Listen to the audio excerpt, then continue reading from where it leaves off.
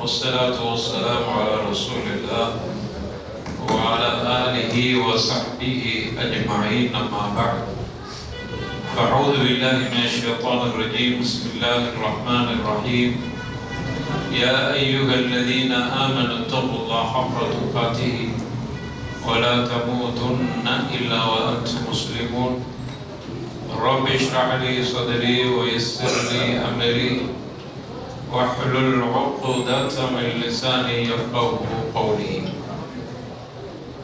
உலகத்திலேயே அல்லாஹ்வுக்கு மிக வகப்பான இடமாகிய இறை இல்லத்தில் அவருடைய ஃபதலையும் ரஹ்மத்தையும் மக்ஃபிரத்தையும் வேண்டியவர்களாக அமர்ந்திருக்கிறோம்.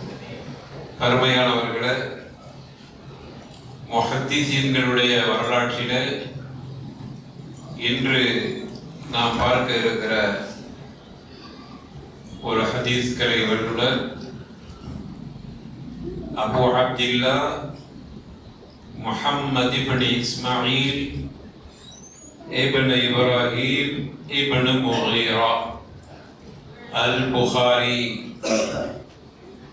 என்கிற இமாம் புகாரி ரஹ்மத்துல்லாஹி அலைஹி அவர்களுடைய வரலாறை பார்க்க இருக்கிறோம். இமாம் புகாரி ரஹ்மத்துல்லாஹி அலைஹி அவங்களுடைய பெயர் முஹம்மது, அவருடைய தந்தை பேர் இஸ்மாயில், அவர்களுடைய முப்பாட்டனார் பேர் முகீரா. இந்த முகீரா என்பவர் ஒரு மஜூசி, நெருப்பு வணங்கி. அவர் இஸ்லாத்தை ஏற்றுக்கொண்டார். இமாம் புகாரி ரஹ்மத்துல்லாஹி அலைஹியுடைய தாத்தாவின் தந்தை முப்பாட்டனார். அதுக்கு முன்னாடி வரைக்கும் அவங்க குடும்பம் நெருப்பு வணங்கிகள் தான். அந்த ஈரான்ல இருந்து அதே போல ஈராக்ல ஒரு பகுதி வரைக்கும் அந்த காலத்தில் நெருப்பு வணங்கிகள், பாரிசிகள் பெரும்பது நெருப்பு வணங்கிகள் தான், மஜூசிகள். சல்மானுல் ஃபாரிசி கேள்விப்பட்டிருப்பாங்க, அவர் ஈரான் வாசி, அவர் நெருப்பு வணங்கி. அவங்க ஃபேமிலியை முழுக்க நெருப்பை வணங்கக்கூடியவர். எனவே அதே மாதிரி இவர்கள் உடைய தாத்தாவின் தந்தை நெருப்பு வணங்கி முப்பாட்டனார் முகீரா இஸ்லாத்தை ஏற்றுக்கொண்டார். அதற்கு பிறகு அவங்களுடைய குடும்பம் மார்க்கப்பட்டுள்ள மார்க்க அறிஞர்கள் உருவாகும். முகீராவுக்கு அடுத்து அவருடைய மகனார் இஸ்மாயில், அதான் இமாம் புகாரி ரஹ்மத்துல்லாஹி அலைஹியுடைய தந்தை. அவர் பெரிய அறிஞர். இமாம் புகாரி ரஹ்மத்துல்லாஹி அலைஹி அவங்களுக்கு இமாம் அஹ்லுல் ஹதீஸ் அப்படின்னு ஒரு பெயர். ஹதீஸ்களை வல்லுநர்கள் அனைவர்களுக்கும் இமாம் அப்படின்னு ஒரு பெயர், அல்லது அமீருல் முஃமினீன் ஃபில் ஹதீஸ் அப்படின்னு ஒரு பட்ட பெயர். அவர்கள் மோமின்கள் ஹதீஸ்களை வல்லுநர்களில் ஒரு அமீராக, தலைவராக இருந்தார்கள் என்கிற பெயரும் அவருக்கு உண்டு. புகாரின்னு சொன்னா, புகார்ல புகைன்னு அர்த்தம். புகார்ல அர்த்தம் புகை. சொன்னாங்க மந்தி புகாரி, மந்தி தாம் சாப்பாடு இருக்கு பாரு, மந்தி புகாரி அப்படின்னா என்ன அர்த்தம்? மந்தி அந்த இதுல வேக வச்சு தர்றதுக்கு சொல்லுவாங்க புகார், புகை. அப்ப இவங்களுக்கு என்ன புகாரின்னு வந்திருக்குது அப்படின்னா, இவர்கள் பிறந்த ஊர் புகாரா, அந்த ஊர் பேரு புகாரா. அந்த ஊரை சார்ந்தவர்னால புகாரின்னு வந்துச்சு. அதையே நம்ம நிறைய பேர் பேரு புகாரின்னு வச்சுக்கிட்டாங்க. புகாரின்னா அந்த ஊரை சார்ந்தவர். அப்போ நம்ம அந்த புகாரி இமாமுக்கு அந்த ஊரை சார்ந்தவர் அப்படிங்கிற பேரு மாதிரி ஆயிடுச்சு. ஆனா அவங்களுடைய பேர் முஹம்மது தான். இவங்க ஹிஜ்ரி 194ஆம் ஆண்டு பிறந்தாங்க. உஸ்பெகிஸ்தான் அப்படிங்கக்கூடிய ஊர்ல ஒரு கிராமம் தான் புகாரா. அஜர்பைஜான் சொல்றோம்ல, அந்த ரஷ்யா, உடைந்து போன சோவியத் ரஷ்யா, அந்த பகுதியில பிறந்தவங்க தான் அரபியில். இவங்க அரபியா இல்லாத பொதுவா 6 கிரந்த ஹதீஸ்களை வல்லுநர்கள் அத்துணை பேர்களும் அரபி அல்லாத அஜமிகள் தான் ஹதீஸையே பதிவு செஞ்சாங்க. குறிப்பாக ஹதீஸ் ஆரம்ப காலங்களில் நம்முடைய இந்தியாவில் தான் பெரிய முஹத்தீஸ்கள்லாம் இருந்தாங்க. தெஹ்லவி முஹத்தீஸ், பெரிய முஹத்தீஸ். தெஹ்லவி அப்படின்னா டெல்லியை சார்ந்தவர், தெஹிலிங்கிறாங்க. அதனால அப்போ இவ்வளவு பெரிய ஹதீஸ்களை இங்கிருந்து நிறைய அரபுகள் இங்கிருந்து படிச்சுட்டு போயிருக்கிறாங்க. அந்த அளவுக்கு நம்ம கிட்ட ஹதீஸ் அறிஞர் பெருமக்களால் இங்கு வரைக்கும் வருகை தந்திருக்கு. அதே போன்று இமாம் புகாரி ரஹ்மத்துல்லாஹி அலைஹி ஹதீஸ்ல ரொம்ப தேர்ச்சி பெற்றவர்களாக இருந்தாங்க. இவருடைய தந்தை இஸ்மாயில் இமாம் மாலிக் ரஹ்மத்துல்லாஹி அலைஹி அவர்களுடைய மாணவர். இமாம் மாலிக் ரஹ்மத்துல்லாஹி அலைஹி இவருடைய தந்தை இஸ்மாயில் கல்வி கற்றிருக்கிறார். அவங்களும் ஒரு சில ஹதீஸுகளை ரிவாயத்து செஞ்சிருக்கிறாங்க. ஆக அவருடைய தந்தை இஸ்மாயில் அவங்கள்ட்ட கல்வி கற்பதில், ஹதீஸை தேடுவதில் அவனும் ஆர்வமா இருந்திருக்கிறாங்க. தாபிஈன்கள் அவர்களை சந்திச்சிருக்கிறாங்க. யாரு? இஸ்மாயில் அவருடைய தந்தை. ஹம்மாம் இப்னு ஸைத், அதே மாதிரி இப்னு முபாரக், இவங்கெல்லாம் அவங்க சந்திச்சிருக்கிறாங்க. தந்தை ரொம்ப பேணுதல் உள்ளவங்க. இஸ்மாயில் அவங்க பெரிய அறிஞர், மார்க்கப்பட்டுள்ளவர். ஹராமான பொருள்கள் இது நம்முடைய சம்பாத்தியத்தில் வந்துடக்கூடாது என்பதில் கவனமாக இருந்தார். ஆனால் கூட இமாம் புகாரி ரஹ்மத்துல்லாஹி அலைஹி அவர்கள் சிறு வயதாக இருக்கும் பொழுது மூத்தாயிட்டாங்க இஸ்மாயில். அப்ப இவங்க தாயினுடைய அரவணைப்பு தான் வளர்ந்தாங்க. அதே போல தாயும் பற்று உள்ளவங்க, மார்க்கப்பற்று மட்டுமல்ல, ரொம்ப இறையச்சம் உடையவங்க, இபாதத்துல மிக சிறந்து விளங்கியவர். எந்த அளவுக்குன்னா இமாம் தஹவி ஒரு செய்தியை பதிவு செய்யறாங்க.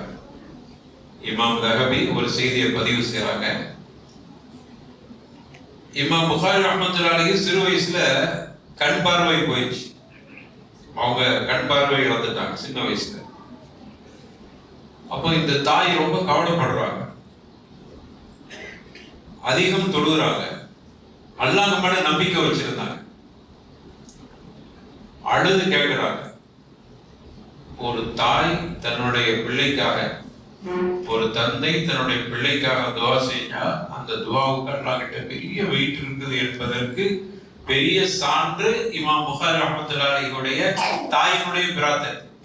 தன்னுடைய மகன் சின்ன வயசுல கண் பார்வை இழந்துட்டாரு. இவங்க அழுது துவா செய்யறாங்க, அல்லாஹ் என் பிள்ளைக்கு கண்ணு ஒளியை கொடுத்துரு, பிரகாசத்தை கொடுத்துரு, நம்பிக்கை, அல்லாஹ்மான நம்பிக்கை பாரு. அல்லாஹ் கிட்ட ரொம்ப அழுது கேட்கிறார். அப்படி கேட்டு அந்த துவாவை அல்லாஹ் கபூல் செஞ்சு இமாம் புகாரி ரஹ்மத்துல்லாஹி அலைஹி அவர்களுக்கு பார்வை திரும்பிடுச்சு. இது பெரிய அதிசயம், பெரிய ஒரு ஆயாத்து. இதற்கு காரணம் அந்த தாயினுடைய துவா. அப்ப அந்த தாய் எவ்வளவு மார்க்கப்பட்டுள்ளவங்களா இருந்திருப்பாங்க, அது ஒரு பெரிய சான்றாக. அதனாலதான் இமாம் புகாரி ரஹ்மத்துல்லாஹி அலைஹி அவங்கள அதே பற்றோடு வளர்த்தாங்க. நம்ம இதுவரைக்கும் பார்த்த இமாம்கள் பெரிய இமாம்களாக இருந்தார்கள் என்றால் அவருடைய தந்தை, பெரும்பகுதி தந்தை இல்லாம தான் வளர்ந்திருக்கிறாங்க. எல்லாமே தாயுடைய அரவணைப்பு தான். தாய் நல்ல தாயாக இருந்தா நம்முடைய பிள்ளைகளை நல்ல பிள்ளைகளா வளர்க்கும். பல நேரங்கள்ல தந்தைக்கு பிள்ளைய நல்ல தர்பியத்தை கொண்டு வரணும்னு நினைக்கும் போது முட்டுக்கட்டையா இருப்பது யாரா இருக்கிறா? இப்ப உள்ள காலத்துல தாய் தான் பிள்ளைக்கு செல்லம் கொடுத்தது மட்டும் செல்லையும் வாங்கி கொடுக்குறாங்க. இப்ப அவளுக்கு கொடுத்துடாத, செல்லம் கொடுக்காத, உள்ள கெட்டு போயிருந்தா தாய் தான் அதை செய்யறாங்க. தாய்மார்கள் ரொம்ப இமாம் புகாரி ரஹ்மத்துல்லாஹி அலைஹி போன்ற பெரிய பெரிய இமாம்கள் யாரெல்லாம் உருவாயிருக்காங்க பாருங்க. இமாம் புகாரி அவங்க பெரிய இமாமா இருப்பதற்கு தாய் காரணம்.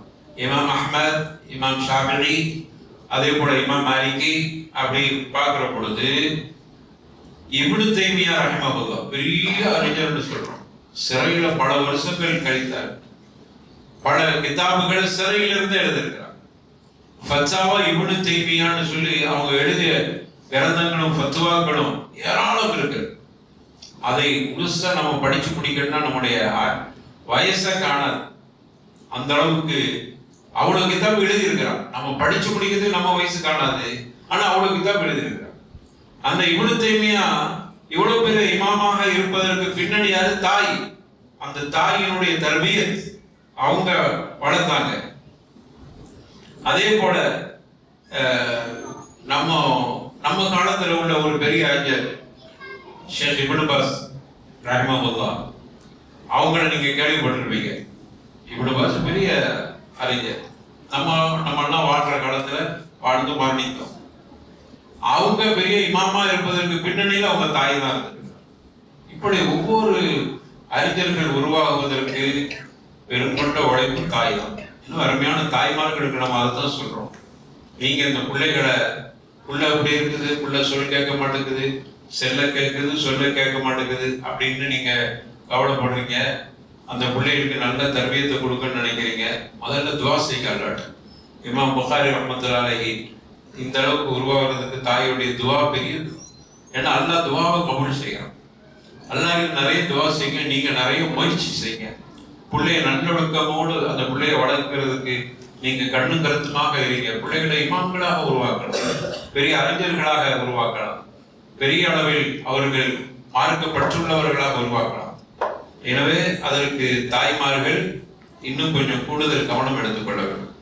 அதே போல இமாம் அவர்களை பொறுத்தவரையில சின்ன வயசுலயே புராண மனப்பாடம் செஞ்சுட்டாங்க, ஹதீஸ கற்க ஆரம்பிச்சுட்டாங்க. 10 வயசுல நிறைய ஹதீஸுகளை மனப்பாடம் பண்ண ஆரம்பிச்சாங்க.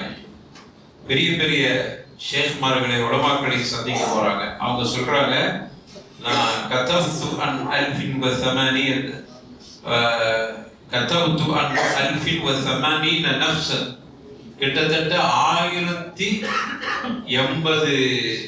ஹதீஸுகளை 80 ஹதீஸ்களை வல்லுநர்களை சந்தித்து ஹதீஸை எழுதியிருக்கார்.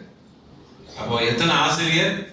1080 ஆசிரியர்கிட்ட நான் ஹதீஸை கற்றிருக்கிறேன், ஹதீஸுகளை நான் எழுதியிருக்கிறேன். அவ்வளவு அறிஞர்களும் ஹதீஸ் துறையை சார்ந்தவர்களே, யாரும் சும்மா சாதாரணமானவர்கள் அல்ல அப்படின்னு இமாம் அவர்களே வாக்குமூலம் கொடுக்கிறாங்க.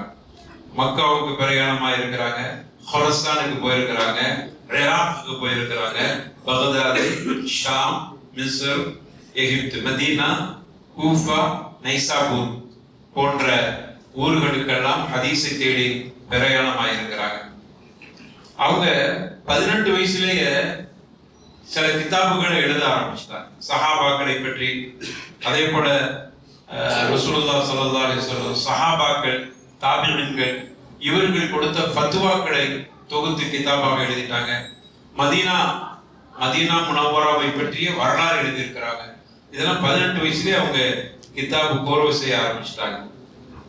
அடுத்து அவர்கள் இன்னும் வளர்ந்த ஹதீஸை தேடன்னு வரும் பொழுது அவங்களுடைய 16 வயசு மக்காவுக்கு போறாங்க ஹஜ்ஜி செய்வதற்காக. யாரெல்லாம் போறாங்கன்னா அவர்களும் முஹம்மதுனா இமாம் புகாரி ரஹ்மத்துல்லாஹி அலைஹி, அவருடைய சகோதரர் அஹ்மத், அவங்களுடைய சகோதரர் பேர் அஹ்மத், இவங்க முஹம்மது, அஹ்மத், அவங்களுடைய தாயார், 3 பேர் தான் ஹஜ்ஜுக்கு போறாங்க. ஹஜ்ஜ செஞ்சு முடிச்ச பிறகு அங்கு மக்கால மதீனாவுல ஹதீஸ் வகுப்பு நடக்கிறத பார்க்கறாங்க, உட்கார்றாங்க, ஆர்வமா இருக்கு. கடைசியில ஹஜ்ஜி கிரிகையெல்லாம் முடிஞ்சு ஊருக்கு தாயார் எல்லாரும் புறப்படுவோன்னு இருக்கும்போது இவங்க தாயார்கிட்ட சொல்றாங்க, 16 வயசு, அம்மா நீங்களும் சகோதரனும் ஊருக்கு போங்க, நான் இங்கேயே இருந்து ஹதீஸுகளை கற்க போகிறேன், நிறைய கல்வி கற்கணும், நான் இங்கே இருந்துடுறேன் அப்படின்றான். அப்போ அந்த தாய் கொஞ்சம் செலவுக்கு இருக்கிற காசை கொடுத்துட்டு அவங்களுடைய சகோதரர் அஹ்மதோட ஊருக்கு திரும்பிடுவாங்க. அதிலிருந்து அவங்க கற்க ஆரம்பிச்சிட்டாங்க. அப்போ அவங்க முதல்ல அங்க உள்ள கல்வி கற்கிற சூழலை பார்த்து விட்டு அவங்களுக்கே ஆர்வமாயிடுச்சு. சரி, தாயாரைய சகோதரன் அனுப்பிட்டு நாம இங்க இருந்து ஹதீஸை தேட ஆரம்பிச்சிருவோம் அப்படின்னு தான் அவங்க ஹதீஸை தேடுறாங்க, ஹதீஸை படிக்கிறாங்க. அதுக்கு பிறகுதான் பல ஊர்களுக்கு பயணமாறாங்க. அவங்க சொல்றாங்க, என்கிட்ட நான் எனக்குள் போட்டுக்கொண்ட நிபந்தனை, ஹதீஸுகளை பதிவு செய்கிற பொழுது நான் எனக்குள் போட்டுக்கொண்ட சில கட்டுப்பாடுகள். அதுல பிரதான கட்டுப்பாடு, ஒரு ஹதீஸை நான் பதிவு செய்யறேன்டா ஒதுவோடு இருக்க வேண்டும் என்கிற ஒரு சூழலை நானே உருவாக்கி கொண்டேன். ரசூலுல்லாஹ்வுடைய கலாமை எழுதுறோம், ரசூலுல்லாஹ்வுடைய வார்த்தையை நம்ம பதிவு செய்கிறோம், கேட்க போகிறோம். அது சம்பந்தமான இபாதத்தில் ஒரு அமல்ல ஈடுபடுகிறோம். அப்ப நம்ம உடல் தூய்மையோடு உடல் தூய்மையும் இருக்க வேண்டும் என்று எனக்குள்ளே கட்டுப்பாடை நான் உருவாக்கி நான் ஒதுவோடு அந்த காரியங்களை செய்தேன். அதனாலதான் இன்று வரைக்கும் எங்களுக்கு கற்றுக் கொடுத்த புகாரியை நாங்க ஓதுன எங்களுடைய உஸ்தாத் அவங்க அந்த புகாரி, அதுக்கு முன்னாடி வேற வேற பாடங்கள் எடுப்பாங்க. புகாரியை நடந்து போகும்போது கொஞ்சம் இருங்கன்னு போயிட்டு ஒது இல்லைன்னா ஒது செஞ்சுட்டு வந்து உட்காருவாங்க. அப்ப அவங்க சொல்லுவாங்க, இமாம் புகாரி ரஹ்மத்துல்லாஹி அலைஹி ஹதீஸை பதிவு செய்யறதுக்கு ஒதுவோடு இருந்து அவங்க பதிவு செஞ்சிருக்கிறாங்க. இப்ப நம்ம அதை சொல்லிக் கொடுக்கிற பொழுது ஒதுவோடு இருக்கிறது அது சிறந்ததாக நினைக்கிறேன்னு சொல்லி எனக்கு தெரிய நான் இப்படி இந்த மாதிரி புகாரி யாரெல்லாம் எந்த உஸ்தாதுகள்லாம் யார் யாருக்கு படிச்சு கொடுத்தாங்களோ அவங்க பெரும்பகுதி அதை கடைபிடிச்சிருக்கிறோம். அதனாலதான் நம்ம பகுதியில கூட இன்னும் வரைக்கும் நாங்க புகாரி ஓதுன ஆசிரியருக்கு சனது ரசூலுல்லாஹ் வரைக்கும் சனது இருக்கு. இன்னும் வரைக்கும் நம்ம ஊர்ல உள்ள நம்ம நாட்டில் உள்ள உலமாக்களுக்கு புகாரி இமாமுடைய சனது, முஸ்லிம் இமாமோட சனது, திர்மிதியில, இப்னு மாஜா, நசாயில இப்படியான சனதுகள் அவர்கள்ட்ட இருக்குது. சனதுன்னா அவங்க ஹதீஸ வாசிக்கும் போது எங்களுக்கு கற்றுத் தரும் போது ஹத்ததுனா சொல்லிட்டு அப்புறம் ஹத்ததனியுமாங்க, எனக்கு எனது ஆசிரியர் இந்த செய்தியை அறிவித்தார், அவருக்கு அவருடைய ஆசிரியர், அப்படியே சனது போய் எங்க வரைக்கும் போவோம், இமாம் புகாரியோடு அது லிங்காக. அப்புறம் இமாம் புகாரி கிட்ட இருந்து ரசூலுல்லாஹ் வரை. இப்போ எனக்கு ஒரு சனது இருக்கு, எனக்கு என்னுடைய உஸ்தாது கொடுத்த சனது இருக்கு. அதுல எப்படின்னா என்னுடைய உஸ்தாது அப்ப என்கிட்ட இருந்து ரசூலுல்லாஹ் வரைக்கும் புகாரியை படிச்சதுக்கான சனது சில்சிலான்னு சொல்லுவாங்க. இது நம்ம நாட்டில் உள்ள உலமா கிடையாது, தமிழ்நாட்டில் உள்ள மதரசாக்கள். நான் சொல்ற மதரசாக்கள் சுன்னத் ஜமாத் மதரசான்னு சொல்றோம்ல, அந்த மதரசாவுடைய பெரிய பெரிய மதரசா இன்னைக்கும் இருக்கிறாங்க. ஒரு சில பேருக்கு புகாரியுடைய சனது இருக்கு, சில பேருக்கு முஸ்லீம்ல, சில பேருக்கு திருமதியில, அபுதாவுதுல என்று அந்த பாரம்பரிய தொடர் இருந்து கொண்டே இருக்கு. இது ஹைதராபாத், அங்கிருந்து அப்படியே போய் டெல்லி, அப்படியே ஈரான், அப்படியே இரான், அப்படியே அலிரதி எல்லாம் அப்படி இப்படி அந்த ஹதீஸ் தொடர்கள் அப்படி அந்த அளவுக்கு இன்னைக்கு வரைக்கும் சில்சிலாவோடு பாதுகாக்கப்படுகிறதாக இருக்கிறது. எல்லா கிரந்தமும் சில்சிலாவோடு பாதுகாக்கப்படும். அந்த சனது இன்ன வரைக்கும் வச்சிருக்கிறாங்க. அதுல எந்த போலித்தனம்லாம் இருக்காது. மற்றதுல வேணா சின்ன சின்ன பொய்களையும் போலிகளையும் வச்சிருப்பாங்க, இதுல போலிலாம் இருக்காது. ஏன்னா அப்படியே வாழையாக அது தொடர்ந்து வருது. அப்ப இப்படியான ஒரு பாரம்பரியம் நம்முடைய ஹதீஸ் துறை என்பது பாரம்பரியத்தோடு இருக்கிறது.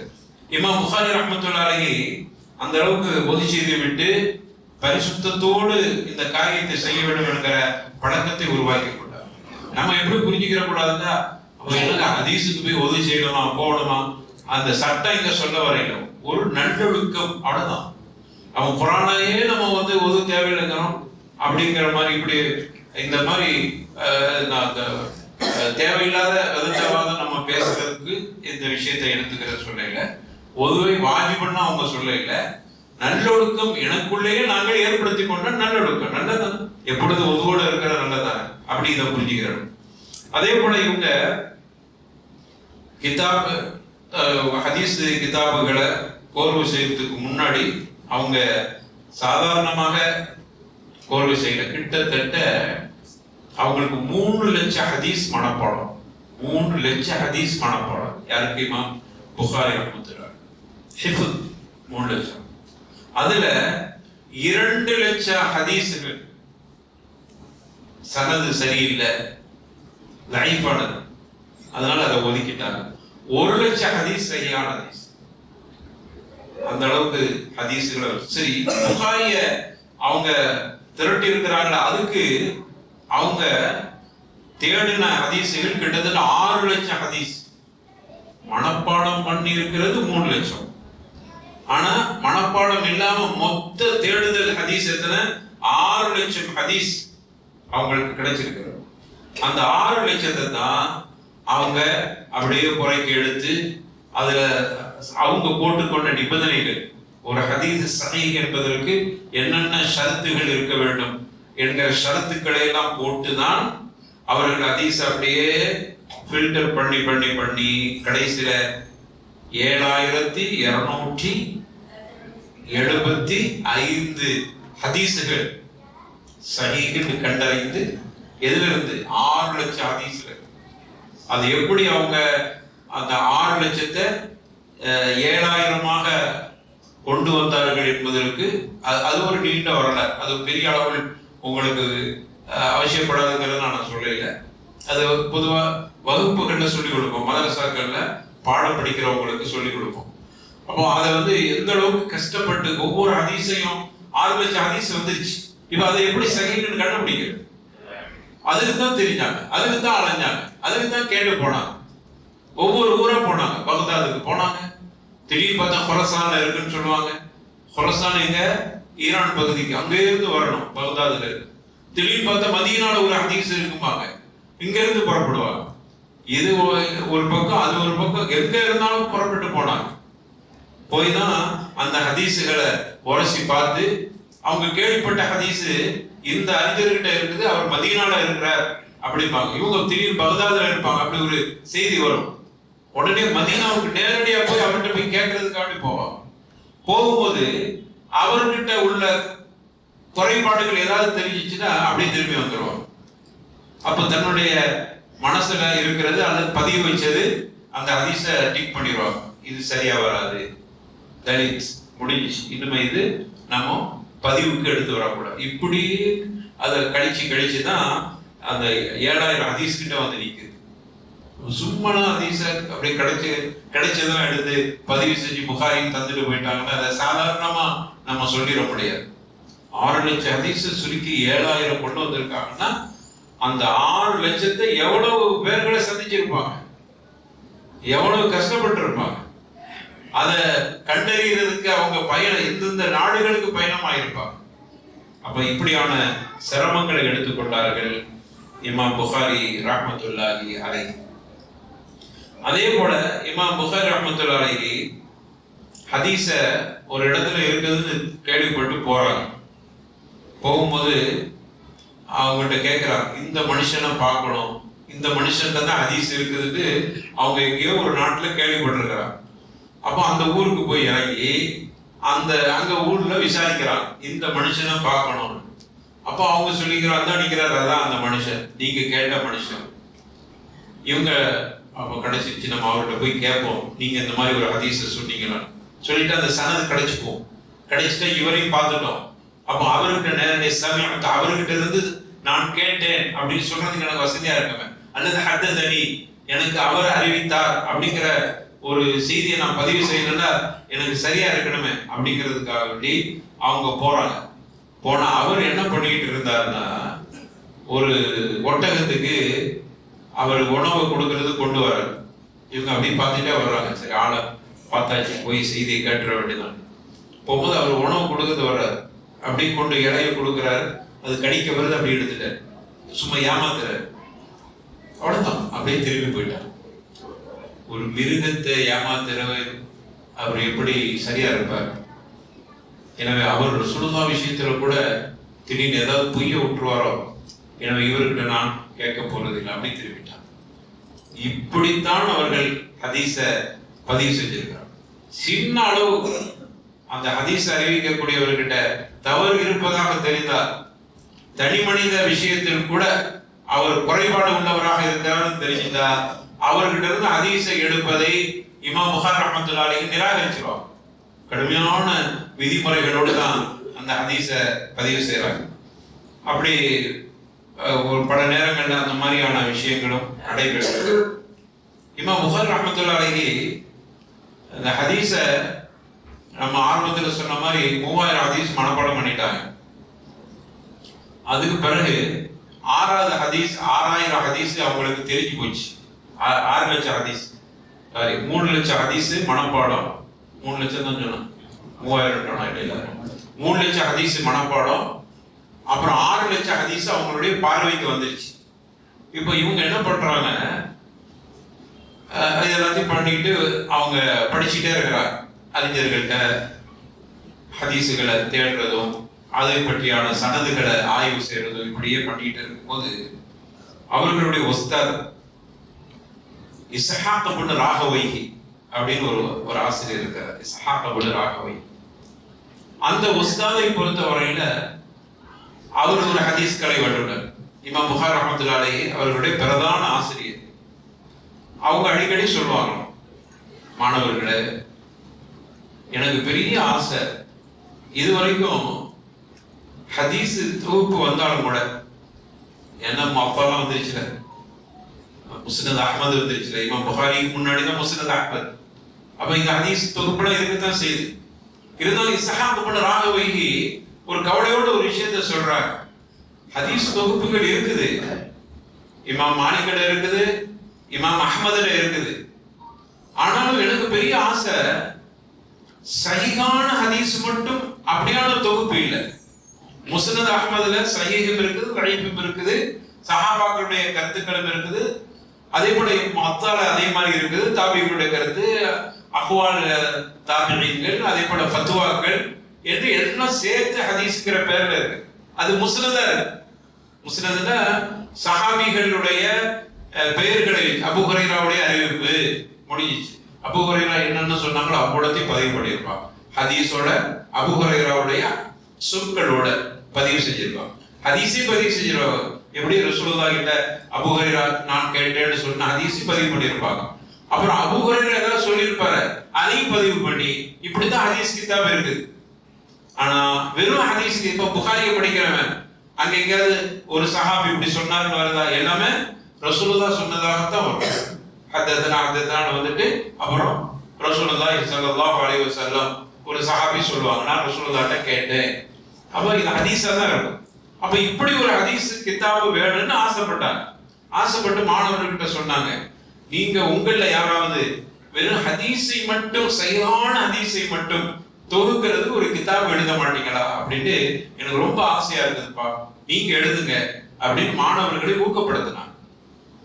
இமாம் புகாரி ரஹ்மத்துல்லாஹி அலைஹி சொல்றாங்க, என்னுடைய உஸ்தாத் அடிக்கடி கவலையோடு இப்படி சொல்லுவாங்க, சஹீஹான ஹதீஸை பதிவு செய்யப்பட்ட ஒரு தனிப்பட்ட தொகுப்பு இல்லையே, யாராவது அப்படி பண்ணுங்களேன்னு சொல்லி அடிக்கடி கவலையோடு சொல்லுகிற அந்த வார்த்தை என்னுடைய உள்ளத்தில் ஆழமா பதிஞ்சிச்சு. மனசுக்குள்ளேயே நான் நினைத்து கொண்டேன், உஸ்தாது சொல்றத நம்ம செஞ்சிருவோம் அப்படிங்கிறதுக்கு தான் நான் முயற்சி பண்ணேன். அப்படி முயற்சி பண்ணி நான் ஒரு கிதாபை கோர்வை செஞ்சேன். இப்ப நம்ம அதுக்கு என்ன சொல்றோம், புகாரிங்க, நம்ம அதுக்கு புகாரின்னு பேர் வைக்க, அவங்க வச்ச பேர் என்ன, ஜாமியா முஸ்னத் அஸ்-ஸஹீஹ் அல் மின் உமூரி ரசூலில்லாஹி ஸல்லல்லாஹு அலைஹி வஸல்லம் வ சுனனிஹி வ அய்யாமிஹி அப்படின்னு அந்த கிதாபுக்கு பேர். இவ்வளவு பெரிய பேரா இருந்ததை தான் சுருக்கி புகாரி கிதாப் அப்படின்னு நம்ம சொல்லிட்டோம். இப்படிதான் முதல்ல கோர்வு செஞ்சாங்க. 16 வருடங்கள் எடுத்துக்கொண்டார் இந்த புகாரி கோர்வு. இன்னைக்கு நம்ம அப்படியே தொட்டு குத்தி பார்த்தோடனே ஹதீஸ் வந்துருது, ஒரு தட்டி பார்த்துட்டு பொறுப்புன்னு ஹதீஸா கொடுத்துருக்கு. அன்னபீன்னு அடிச்சுட்டா அன்னபீன்னு யாரெல்லாம் இருக்கிறாங்க அவ்வளவு பேருடைய ஹதீஸ் வந்து, ஒரு சிறிய வார்த்தை அடிச்சுட்டா இன்னம அப்படின்னு அடிச்சுட்டா இன்னமாட்டு எங்கெல்லாம் ஹதீஸ் இருக்குதோ அது எல்லாமே வந்துருக்கு. அல்ல அமால் அப்படின்னு அடிச்சுட்டா அமால்னு வரக்கூடிய ஹதீஸ் எல்லாம் வந்துருக்கு. அப்போ இன்னைக்கு ரொம்ப லேசா நம்ம எடுத்துக்கிறோமே, இத 16 வருஷம் எடுத்துக்கொண்டார் அதை கோர்வு செய்வதற்காக. அதை கோர்வு செஞ்சுட்டு அதை சும்மா விடையில, கிட்டத்தட்ட பெரிய பெரிய அறிஞர்கள்ட்ட எல்லாம் கொண்டு போய் அதை கொண்டு காட்டுறாங்க, படிச்சு பாருங்க. கிட்டத்தட்ட 10,000க்கும் அதிகமான அறிஞர்கள்ட்ட கொண்டு போய் கொடுக்குறாங்க. புகாரியை எழுதி நான் தொகுத்திருக்கிற ஹதீஸை பாருங்க, ஏதாவது அதில் திருத்தங்கள் இருக்குதா அப்படின்னு சொல்லி. இவ்வளவு பெரிய பார்வைக்கு பிறகுதான் புகாரி நம்ம கையில வந்திருக்கு. அதுலதான் ரசூலுல்லாஹ்வுக்கு சிஹர் செஞ்ச ஹதீஸும் இருக்கு. உங்களெல்லாம் யாருக்குமே அது என்னதான் படையில, இது அறிவுக்கு பொருந்தாது, குரானுக்கு மோரணும் அப்படின்னா யாருக்குமே அப்படி வரையில. இவ்வளவு பேர்கள் அவங்க காலத்துல அதை இத்தனை பேர் படிச்சிருக்கிறாங்க, இத்தனை பேருக்கு படிச்சு கொடுத்துருக்கிறாங்க. கிட்டத்தட்ட புகாரிக்கு மட்டும் 53 விரிவுரைகள் எழுதப்பட்டிருக்கு. நம்ம பிரபலியமா சொல்ற விரிவுரை என்னது? ஃபத்ஹுல் பாரி சொல்றோம்ல, இமாம் அஸ்கலானி ரஹ்மத்துல்லாஹ், இப்னு ஹஜர் அஸ்கலானி அவங்களோட கிதாபு பிரதானமாக நம்ம சொல்லிக்கிறோம். ஆனா 53 விரிவுரைகள் எழுதப்பட்டிருக்கு. கடைசி காலத்துல அதற்கு சில அடிக்குறிப்புகளை இமாம் இப்னு பாஸ் ரஹிமஹுல்லாஹ் எழுதினான். புகாரிக்கு அடிக்குறிப்பு கொஞ்சம் எழுதினான். ஏற்கனவே அதுக்கு இவ்வளவு ஷரஹ் இருக்குது. அது போக நவீன காலத்துல அதுல இன்னும் லேசா அணுகிறதுக்காக வேண்டி இப்னு பாஸ் ரஹிமஹுல்லாஹ் அதுக்கு அடிக்குறிப்பை எழுதலாம். அவங்க சொல்ல சொல்ல மாணவர் எழுதிட்டே வந்தாங்க. கடைசியில் அது பூர்த்தி செய்வதற்கு முன்னால் அவங்க மொத்தாயிட்டாங்க. அதுக்கு பிறகு அவர்களுடைய மாணவர்கள் ஒரு ஆள் அதை எடுத்து இன்னும் சில தொகுப்புகளோட அதற்கு பிறகு வெளியிட்டு இருக்கிறாங்க. இப்ப புதுசா வெளியிடுற கிதாபுகள்ல புகாரி, அதனுடைய விரிவுரை ஃபத்ஹுல் பாரி, அதற்கு பிறகு இப்னு பாஸுடைய அடிக்குறிப்போடு தான் இப்போ புதுசாக பிரிண்ட் செய்யப்படுகிற புகாரி ஹதீஸுகள் எல்லாம் அப்படிதான் வருகிறது. அப்போ அந்த அளவுக்கு இவ்வளவு பேர் அதை விரிவுரை எழுதி, இவ்வளவு பேர் அதுக்கு அடிக்குறிப்பு எழுதி, அதை பார்வையிட்டு, அதை இமாம் புகாரி ரஹ்மத்துல்லாஹி அலைஹி பல அறிஞர்களுக்கு அதை பாடம் நடத்தி அவ்வளவு காலங்கள் அது கடந்து அதை எல்லாம் படிச்சு யாரும் என்ன சொல்லல. அந்த ஹதீஸ்ல சூனியம் சம்பந்தமான ஹதீஸ யாருமே குறை சொல்லல. அதை இது சரியா இல்லையா, குரானுக்கு மரணம் அப்படின்னா அவங்க யாருமே பேசல. அப்ப என்னன்னா அதை சரியா புரிஞ்சிருக்கிறான். நம்ம சரியா புரியாதனாலதான் நமக்கு அந்த மாதிரியான ஒரு நெருடல் ஏற்படுகிறது அப்படிங்கறத நம்ம தெரிஞ்சுக்கிறோம். அதே போல இமாம் புகாரி ரஹ்மத்துல்லாஹி அலைஹி ரொம்ப இதற்காக அவர்கள் எடுத்துக்கொண்ட உழைப்பு என்னன்னா, குறைவாக சாப்பிடுவது, தூக்கத்தை தான் அவங்க செஞ்ச தியாகம். அது இது எப்படி உங்களால சாத்தியமாயிடுச்சு அப்படின்னு பார்க்கும்போது அவர்கள் ஒரு சில கட்டுப்பாடு, உணவுல சின்ன கட்டுப்பாடு, அதே போல உறக்கத்துல ஒரு கட்டுப்பாடு, முடிந்த அளவுக்கு எளிமையாக வாழ்வதை அவர்கள் பழகி கொண்டார். அவங்க தாயார் கொடுத்துட்டு போன காசு முடிஞ்சிருச்சு, கொஞ்ச நாள்ல தீர்ந்து போச்சு. காசு தீர்ந்து போச்சேன்னு சொல்லி அவர்கள் கவலைப்படையில, பாதியிலே விட்டுட்டு கல்வியை விட்டுட்டு போக இல்லை. அப்பவும் தொடர்ந்து படிக்கிறான். ஆனா ஒரு நாள் வகுப்புக்கு வரையில, இமாம் புகாரி ரஹ்மத்துல்லாஹி அலைஹி ஒரு நாள் வகுப்புக்கு வரையில.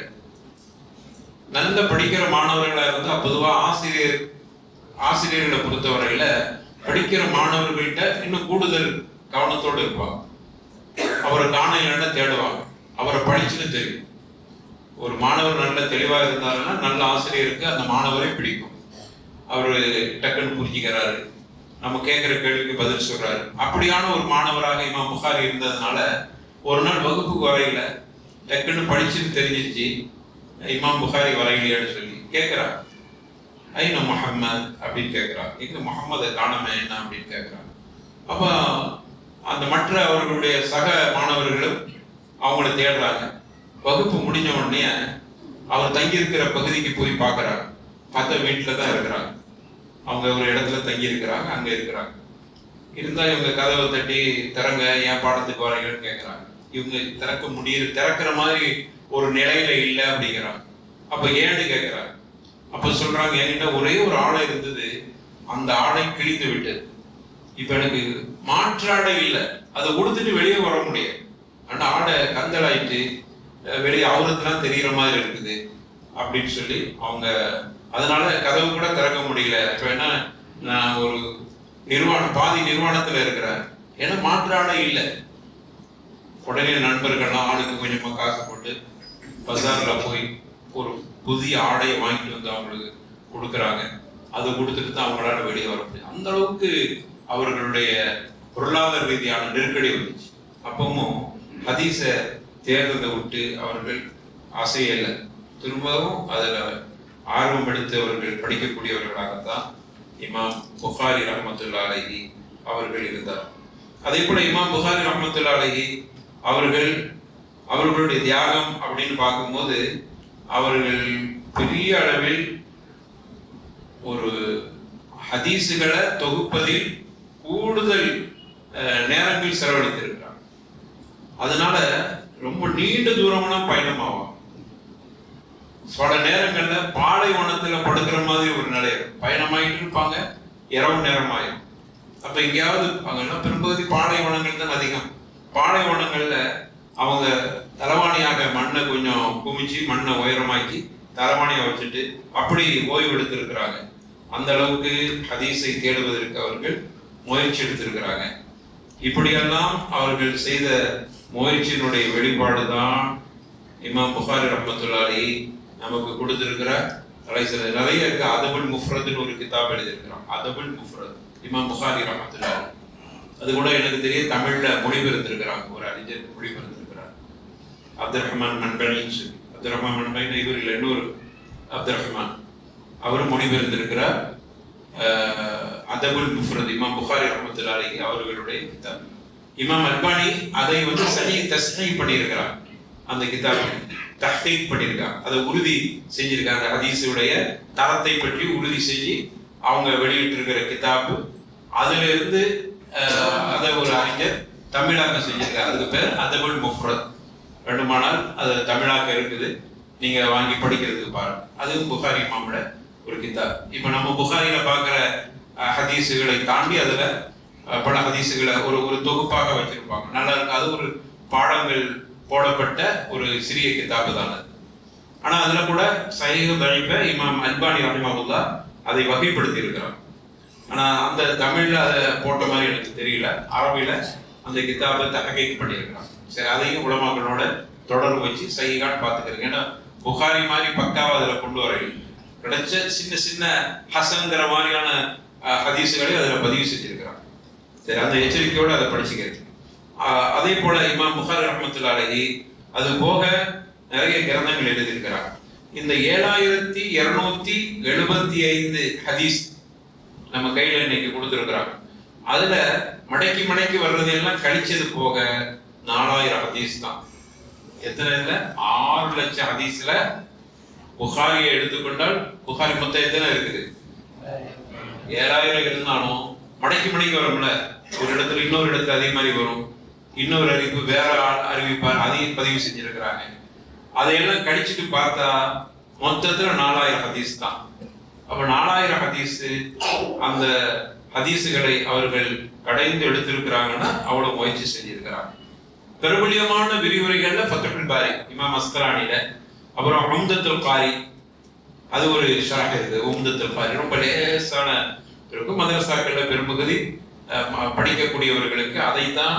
ஏன்னா புகாரியுடைய விரிவுரை ஃபத்ஹுல் பாரி கொஞ்சம் கடுமையான விரிவுரை. அது ஒரு கொஞ்சம் பெரிய அறிஞர்கள் அதை வாசிப்பாங்க. ஆனா அதுக்கு லேசான விரிவுரைன்னு எடுத்துட்டு உம்தத்துல் காரி. அதே போல இர்ஷாது சாரி இலா ஷரீஹி ஸஹீஹ் புகாரி இமாம் குஸ்தலானில. அதே போல இப்படி நிறைய வந்தாலும் இதெல்லாம் அந்த தாலிபுல் இல்முகளாக இருக்கக்கூடிய கல்வியை தேடக்கூடியவங்க உங்களுடைய எளிமைக்காக வேண்டி சொல்ற இந்த விரிவுரைகளை நீங்க பயன்படுத்தி. உம்தத்துல் காரி ரொம்ப லேசான ஒரு சரகா இருக்கும். ஃபத்ஹுல் பாரி கொஞ்சம் விரிவா இருக்கும். அதுல இலக்கியங்களை நிறைய சொல்லுவாங்க. இந்த வார்த்தைக்கு இந்த மாதிரியான அர்த்தம் அதெல்லாம் போட்டிருப்பாங்க. சில பேருக்கு அது பெரிய அளவுல புரிதல் இருக்கிறதுனால அது கொஞ்சம் வளவளன்னு இந்த மாதிரி இருக்கும். அதனால நீங்க உம்தத்துல் காரி அதை எடுத்துட்டு அதை சின்ன விரிவுரை போட்டு அதுல இருந்து என்ன ஃபிக்ஹ் என்ன சட்டம் அப்படின்னு போட்டிருப்பாங்க. யாராவது தாலிபுகள் இருந்தா தாலிபாத்துகள் இருந்தா அந்த மாதிரியான ஷரகுகளை புகாரிக்கு நீங்க பாருங்க. புகாரிய நான் திரும்பவும் சொல்றேன், விரிவுரை இல்லாம நீங்க படிக்கணும்னு முயற்சி செய்ய. சும்மா தமிழை படிச்சுட்டு போகணும். நமக்கு எல்லாமே தமிழ் வந்திருக்கிறது அல்ஹம்துலில்லாஹ் பெரிய நிஅமா. ஆனா அதுல நமக்கு ஷரஹ் இல்லாம படிக்கும் போது நம்மளால இப்ப என்ன செய்யலாம், அதை மட்டும் படிச்சுட்டு ஃபத்வா கொடுக்கறதுனால சில நேரங்கள்ல முரண்பாடுகள்லாம் வர ஆரம்பிச்சு. அப்ப விரிவுரையை படிக்கும் போது தான் நமக்கு தெரியும் விரிவுரை எப்படி எழுதியிருக்கிறாங்க அப்படின்னா. அவங்களுக்கு விரிவுரையுடைய விஷயத்த சொல்லிடுறேன். இப்போ ஒரு ஹதீஸை போட்டிருப்பாங்க. இமாம் புகாரி ரஹ்மத்துல்லாஹி இந்த ஹதீஸுக்கு பதிவு செஞ்சிருக்காங்க. அதுக்கு விரிவுரை எழுதக்கூடிய விரிவுரையாளர்கள் இந்த ஹதீஸில் இருந்து இந்த சட்டம் பெறப்படுகிறது அப்படின்னு போட்டுட்டு விட்டுற மாட்டாங்க. இது மாதிரி இன்னொரு இடத்தில் ஹதீஸ் வருகிறது அபூதாவுதுல பாருங்க. இதெல்லாம் நம்ம தேடிட்டு இருக்க முடியுமா? இத மாதிரி அபூதாவுதுல வருகிறது. இமாம் அஸ்கலானி இந்த வேலையை செஞ்சிருக்கிறாங்க. அதுல இப்படியான வாசகத்தோடு வருகிறது. அப்ப இந்த மஸ்அலாவை, இந்த சட்டத்தை இந்த ஹதீஸும் உறுதிப்படுத்துது. அது பிரச்சனை இல்லை. ஆனா இன்னொரு சிக்கல் என்னன்னா, ஒரு ஹதீஸ போட்டு இதுல இப்படி சட்டம் பெறப்படுகிறது, ஆனா இன்னொரு இடத்தில் இமாம் முஸ்லிம் ரஹ்மத்துல்லாஹி அலைஹி இதுக்கு மாற்றமாக ஒரு செய்தியை பதிவு செய்யறாங்க, அதுவும் சரியா இருக்குது போட்டுட்டு, அப்ப முரணா வந்துருமே, எதுதான் முரண் வருது. அந்த ஹதீஸ் இந்த ஹதீஸ் மோதிரமா இருக்கிற நம்ம எல்லாருமே மோத விட்டுட்டு நம்ம புதுசா நவீன அறிஞர்கள் என்ன பண்ணிடுறாங்க தெரியுமா? நவீன காலத்து அறிஞர்கள் அந்த ஹதீஸுகளை மோத விட்டுட்டு வேடிக்கை பார்த்துட்டு ஒரு ஹதீஸ என்ன செஞ்சிருவாங்க, இது ரெண்டும் மோதுது, ரெண்டையுமே தூக்கி ஓரம் கட்டிருங்க அப்படின்னு சொல்லிடுவோம். இமாம் அஸ்கலானி நம்ம அதுக்கு அழகான ஒரு விளக்கத்தை கொடுத்துருவோம். இப்படி புகாரில வருது, இதுல இந்த மாதிரி சட்டம் பெறப்படுகிறது, ஆனா முஸ்லிம்ல வேறு வகையாக வருகிறது, அதுல இப்படி சட்டம் மாற்றமாக பெறப்படுகிறது. இந்த ரெண்டுக்கு மத்தியில தத்பீக் என்ன, இதை எப்படி முரண் இல்லாம எப்படி புரிஞ்சுக்கிறது? முரண் இல்லாம புரிகிறதுக்கு பேரு தான் இல்ம். அந்த இல்முக்கு தான் ஆசிரியர் தேவை. அத மாதிரி புரிகிறவர் தான் அறிஞர். மோத விட்டுட்டு வேடிக்கை பார்க்கிறவர் யாரா இருப்பார்? அறிஞர் இல்லை, வேணா அலங்காரமா சொல்றவரா இருப்பார். அறிஞர் இல்லை, அலங்காரம் பண்ணக்கூடியவரா இருப்பார். அப்ப இந்த தெளிவுகளை நம்ம பெறணும்னா கண்டிப்பா விரிவுரையை பார்த்தா, அந்த விரிவுரைகளில் தான் தாலிபுகள், அதாவது கல்வியோட தொடர்புடையவர்கள் இந்த மாதிரியான விரிவுரைகளை பார்த்துக் கொள்ள வேண்டும். அதே போல ஹதீஸுகளை இமாம் புகாரி ரஹ்மத்துல்லாஹி அலைஹி அவங்க பதிவு செய்கிற பொழுது அவங்க எடுத்துக்கொண்ட சிரமங்கள், எடுத்துக்கொண்ட உழைப்புகள் அனைத்தும் பெரிய கஷ்டத்திலையும் சோகத்திலையும் சிரமத்துக்கு மத்தியில தான் அவர்கள் இதையெல்லாம் இந்த பணியை செஞ்சிருக்கிறாங்க. அவர்களை பற்றி சொல்லுகிற பொழுது, அவருடைய நினைவாற்றலை சொல்லுகிற பொழுது என்ன செஞ்சாங்கன்னா, அவங்களுடைய நினைவாற்றலை பரிசோதனை செய்வதற்காக வேண்டி அவங்கள ஒரு பகுதிக்கு அழைச்சிட்டு போறாங்க. அங்க போய் ஒரு 100 ஹதீஸ எடுத்து 10 பேர்கிட்ட கொடுக்குறாங்க. 100 ஹதீஸ 10 பேர், 10 இவர்கிட்ட 10 இவர்கிட்ட 10 இவர்கிட்ட 10 கொடுத்துட்டு, ஒரு ஹதீஸு அந்த ஹதீஸுக்கு சனது வேற ஹதீஸுடைய சனதை போடுறது. புரியுதா நான் சொல்றது? ஒரு ஹதீஸ 10 ஹதீஸ் இருக்கும், 10 ஹதீஸுக்கும் சனது வேற இருக்கும், தப்பான சனது இருக்கும். வேற 10 ஹதீஸுடைய சனதை இதுல கொடுத்து இந்த 10 ஹதீஸ் அந்த முரணான சனதோட இணைச்சு சொல்லுவாங்க இமாம் புகாரி கிட்ட. அப்ப இமாம் புகாரி அதை கேட்டுட்டு இருக்கும்போது அவங்களுடைய நினைவாற்றலும் அவங்களுடைய ஹதீஸுடைய திறமையும் பாருங்க. அவங்க என்ன சொல்லுவாங்கன்னா, இப்ப நீங்க வாசிச்ச சனது சரி, ஆனா அந்த சனதுக்கு இந்த ஹதீஸ் இல்ல, இந்த ஹதீஸ் அப்படின்னு சொல்லுவாங்க. இப்படி 10 பேரும் 100 ஹதீஸ 10 ஹதீஸாக சனதை மாற்றி சொல்கிற பொழுது அந்த அதற்கான சரியான சனதையும் ஹதீஸையும் அவர்கள் குறிப்பிட்டு சொன்னார். அப்படிப்பட்ட நினைவாற்றல். இப்ப சனத ஹதீஸ கூட நம்ம கூட இப்போ ஹதீஸ கூட மனப்பாடம் பண்ணி இருந்தாலும் ஹதீஸ மாற்றி சொன்னாலும் நமக்கு சில நேரங்களை அதை திருத்தி சொல்ல முடியாது. ஆனா இவங்க பாருங்க, சனதை மாற்றி ஹதீஸை கொடுத்து கூட அவங்க சரியான முறையில சொல்லக்கூடிய அப்படியான ஆற்றல் பெற்றவர்களாக இருந்தாங்க. சிலதை தப்பான ஹதீஸையும் உள்ள இணைத்து நாங்கள் சொல்லுகிற பொழுது, இப்படி ஒரு ஹதீஸா லா ஆரிஃப்ன்றோம், அப்படி ஒரு ஹதீஸ் நான் கேள்விப்படவே இல்லை, எனக்கு தெரியாத அப்படின்றவாங்க.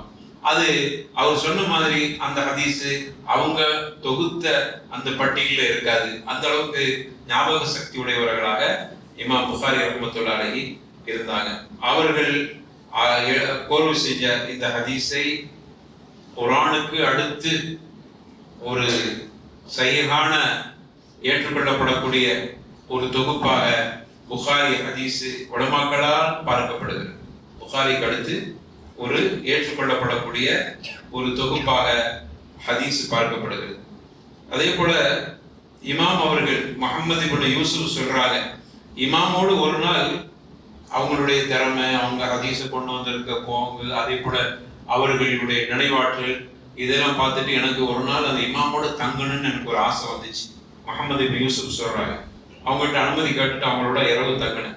அப்போ நான் பார்த்தேன், இமாம் அவர்கள் இரவில் 18 தடவையாவது எழுந்துட்டுப்பாங்க. எழுந்து என்ன செஞ்சாங்கன்னா டக்குன்னு விளக்க போடுவாங்க. அவங்க இந்த சிமிலி விளக்கு மாதிரி எண்ணெய் ஊத்துற விளக்கு தானே, அதை ஏற்றிட்டு ஏதோ எழுதுவாங்க. எழுதிட்டு படுத்துருவாங்க. அப்புறம் திடீர்னு கொஞ்ச நேரம் பார்ப்பேன், அப்புறம் எழுதிட்டு எழுதுவாங்க. அப்போ நான் கேட்டேன், என்ன அப்பப்போ?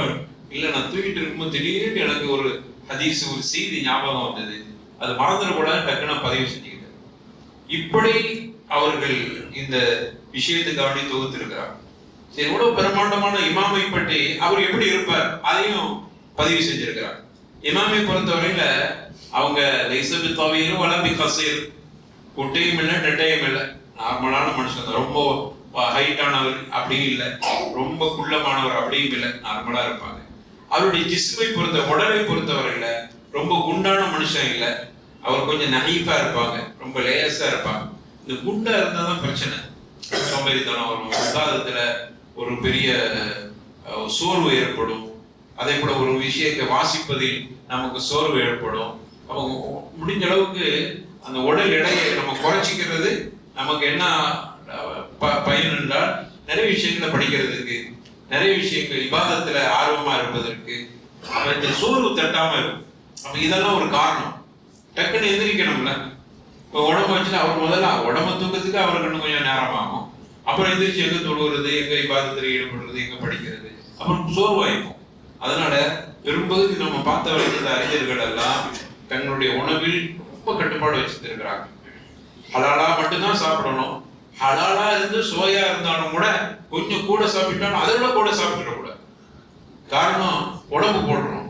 உடம்பு போட்டுட்டா நம்முடைய பணி கெட்டு போய்விடும், தூக்கம் வந்துடும், இபாதத்துல ஒரு ஆர்வம் இல்லாம போயிடும். அதை நமக்கு ஒரு பாடமா சொல்லிட்டு போயிருக்கிறோம். அப்ப இந்த இமாம்கள்ட்ட இருந்து நம்ம படிக்கக்கூடிய விஷயங்கள், அவருடைய நினைவாற்றல், அவருடைய இபாதத்து, அவர்களுடைய எல்லா விஷயங்களோடு அவர்களுடைய உணவு கட்டுப்பாடு, அவங்களுடைய இபாதத்துக்கான நேரங்கள் ஒதுக்கினது, நேரங்களை வீணடிக்காம இருந்தது, வாசிப்பு, ஹதீஸை தேடுதல், இதெல்லாம் நமக்கு பாடம். இந்த வரலாறை நம்ம தெரியறதா நமக்கு படிச்சுட்டே இருக்கணும்.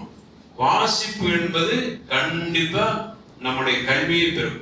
நம்ம எங்கேயோ படிச்சு பட்டம் வாங்கியிருப்போம், நம்ம அதெல்லாம் படிச்சுட்டோம், இதெல்லாம் படிச்சுட்டோம், இல்லை, அது போதாது. அது வேணா உங்களுக்கு சான்று, அவ்வளவுதான். நீங்க படிச்சிருக்குங்கிறது ஒரு சான்று. உங்களுடைய எளிமை வளர்ப்பது, உங்களுடைய கல்வியை வளர்ப்பதற்கு என்ன வேணும்? வாசிப்பு. அது ரொம்ப முக்கியமான. இந்த அறிஞர்கள்லாம் பரவாயில்ல, எல்லாமே வாசிப்பதற்கு நிறைய நேரங்களை கொடுத்துருக்காங்க. இந்த அறிஞர்கள் எங்க உஸ்தாத் சொல்லுவாங்க, எப்படி வாசிக்கிறதுக்கு முறையை சொல்லுவாங்க.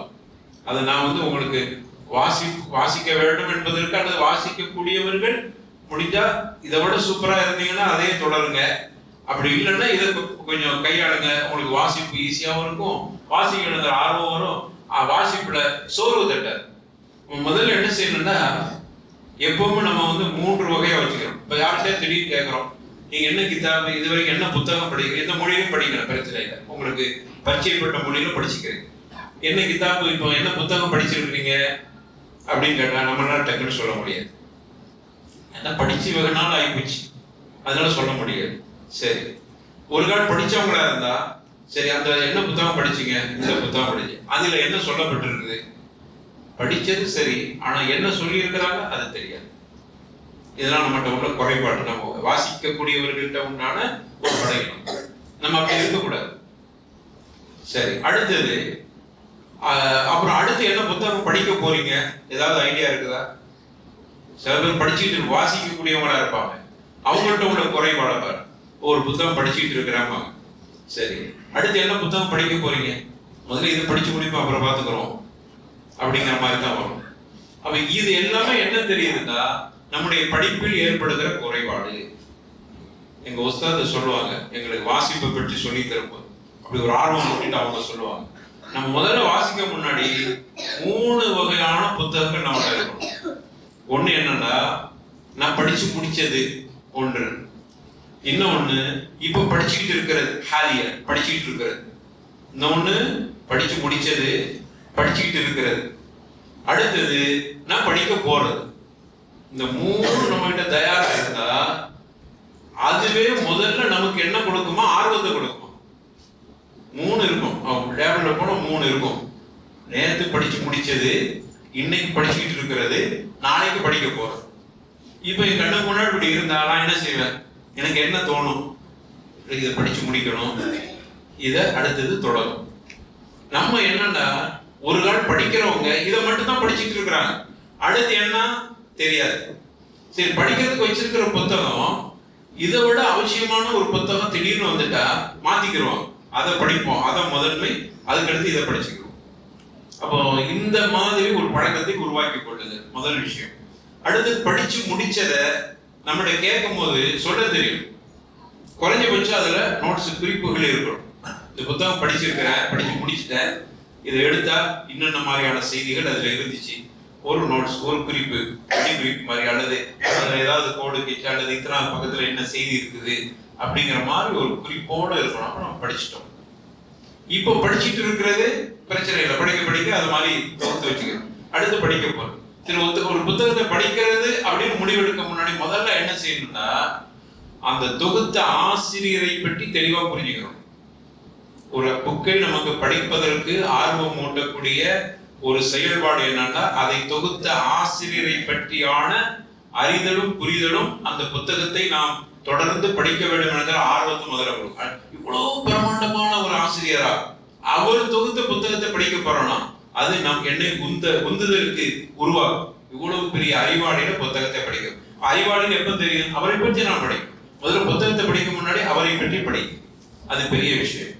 அடுத்தது அந்த அறிஞரை பற்றி படித்து அவர் எழுதிய புத்தகத்தை எடுத்து படிக்கிறதுக்கு முன்னாடி புத்தகத்தை நிறைய பேருடைய குறைபாடு என்னன்னா 2 பேப்பர் 3 பேப்பர் கொஞ்சம் சோர்வாகி அப்படியே விட்டுருவான். நானா அந்த புத்தகத்துல ஒரு 2 பக்கம் படிச்சேன், அதுக்கு ஒரு என்னன்னு தெரியல போய் படிக்கவே முடியல.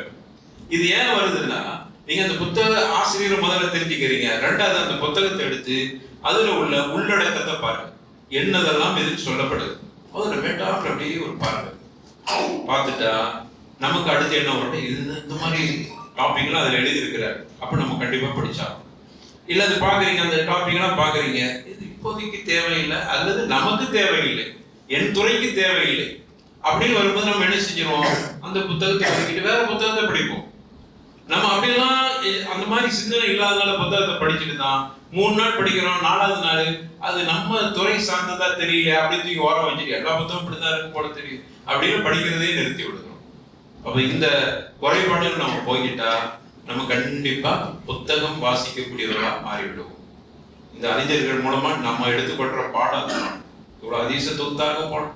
நம்ம என்ன செய்ய போறோம், அந்த வரலாறு கேட்டுட்டு போறது இல்ல, படிக்க வாசிங்க. எவ்வளவு புத்தகத்தை வாசிக்கிறது, இந்த புத்தகத்தையே எடுத்து பாருங்க, எல்லாம் தூசி அடைஞ்சு போய் தான் வாசிக்கணும். அல்லது நம்ம வீட்டுல வாசிக்கிறோம், ஏதோ ஒரு இடத்துல கண்டிப்பா வாசிக்கணும். 3 வகையா இருக்கணும். வாசிக்க முடிச்சுட்டு வாசிச்சுட்டு இருக்கிற, வாசிக்க போறேன், இப்படி உங்களுக்குள் ஏற்படுத்திக் கொடு. தினமும் வாசிப்பதற்கு எவ்வளவு நேரம் ஒதுக்குறீங்க, அது பிரதானம், ரொம்ப முக்கியம். வாசிக்கிறது எவ்வளவு நேரம் ஒதுக்குறீங்க? வாட்ஸ்அப்ல வாசிக்கிறது இல்ல, நிறைய பேர் நாங்க தாங்க வாசிக்கிறோம், இல்லை அதை வாசிக்கிறீங்களே, எல்லாம் எவன் என்ன கண்ட இடவே எழுதிருக்கிறான் அதை முழுக்க படிச்சுட்டு இருக்கிறோம். அதை முதல்ல நிறுத்துங்க, படிக்காது. நிறைய பேர் உங்களுக்கு மெசேஜ் அனுப்பணும் பார்க்க, அதெல்லாம் நீங்க பார்க்கவும் கேட்கவும் நேரமா இருக்குது அப்படின்னு சொல்ற பழக்கத்தை உருவாக்க கோச்சிருப்போம். நமக்கு முக்கியமானவங்களுக்கு தெரியுமா, அவங்களுடைய மெசேஜை படிச்சுக்க. எல்லாம் எழுதுற 10 வாக்களையும் படிக்கிறது, ஏன் படிக்கிறீங்க அப்படி குழப்பி விட்டுருவோம். இவர் கூடுகிறார், அவர் கூடுகிறார், என்னோட மார்க்கத்தில். சரி, என்ன செய்யறது, அது அறிஞர்களுடைய விஷயங்கள், அங்க போய் தலையிடாதீங்க. நீங்க ஏதாவது ஒரு புத்தகத்தை படிக்க ஆரம்பிக்கும். இந்த வாட்ஸ்அப்ல உட்காந்துட்டு அதை படிச்சு அவன் கருத்தை படிச்சு அதுக்கு எவ்வளவு நேரம் ஒதுக்குறோம், மணிக்கணக்கில் ஓடுது இல்ல, எவன் எண்ணது இல்லாம எழுதியிருக்கிறாங்க, அதையெல்லாம் போட்டு படிக்கும். புத்தகத்தை படிக்கிறதுக்கு இப்படி ஒரு திட்டம் போடுங்க, கரெக்டா உங்களுக்கு வாசிப்பினுடைய ஆர்வமும் சரியான இலக்கை அடையிறதுக்கு உண்டான வாய்ப்பையும் நம்ம ஏற்படுத்திக் கொள்றோம். அதனால அந்த விஷயங்கள்ல கவனம் எடுத்துக் கொள்ளுங்கள். கடைசியாக இமாம் புகாரி ரஹ்மத்துல்லாஹி அலைஹி அவர்கள் 62 வயசு வரைக்கும் வாழ்ந்திருக்கிறாங்க. ஒரு நாள் நோன்பு பெருநாள் அன்று ஹிஜ்ரி 250ஆம் ஆண்டு அவர்கள் லோஹர் தொழுகை நேரத்துல மூத்தா போயிட்டாங்க, பெருநாளுடைய நாள்ல. அதற்கு பிறகு அவர்களுக்கு தொழுக வைத்து சமர்கண்ட் அப்படிங்கக்கூடிய ஊர்ல அவர்கள் அடக்கப்பட்டார்கள். அவர்களுக்கு கபர் பெருசா கேட்டப்பட்டிருக்கிறது. சரி, இதுதான் இமாம் புகாரி ரஹ்மத்துல்லாஹி அலைஹி அவர்களுடைய வரலாறு. எனவே அருமையானவர்களே, இந்த அடிப்படையில நம்ம இந்த இமாம்களுடைய வரலாறுகளை